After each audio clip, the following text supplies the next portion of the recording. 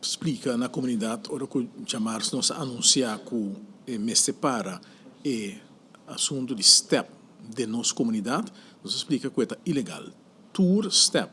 de nosso tráfico está ilegal e nós recomendamos tour rende para não parar aqui, para aumentar a segurança de nosso tráfico e reduzir risco para mês. Se rende manda suyo vai tomar um shot com sempre bacaia, se ele para sua conta, para contra a lei, e logo chega um momento que a polícia logo começa a actuar contra o step de nosso tráfico e na hora que está, pessoa não tem base para botar com a bacaia. Quando sei, nós abaixo na área, nós explica na área turística, nós temos que na mesma que está tudo step, para sobre a cultura step na aqui, tá não somente ilegal de nosso tráfico, mas também na hora de huur na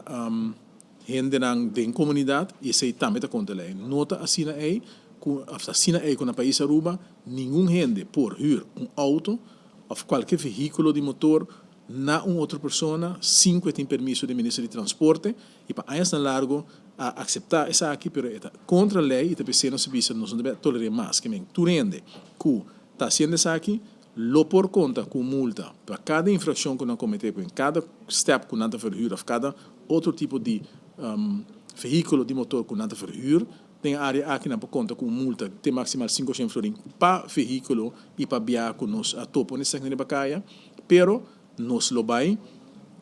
quita todo o veículo na aqui se não está parar de nos área no público. Importante para bisa cerca tá, que tem até ponto para você conta parar com bicicleta na de motor etc. Bicicleta que vou pedal baje, vou poder bacaia com ele. Bicicleta que tem motor, em feito lei tá bisa também que é contra nos lei e agora que tem processo e me está pensando bisa nós avisar tu rende na não coisa contra a lei, nós vai evaluar de aqui, nós vai apresentar também na comunidade de booklet exatamente aqui como se tem conta com ele para evaluar se está possível para admitir certo outro tipo de veículo de nosso tráfico, se ele vira parte do departamento comissão de tráfico lo evaluar isso aí, mas no momento aqui be aware que todo veículo aqui formalmente se não por word de pedal, se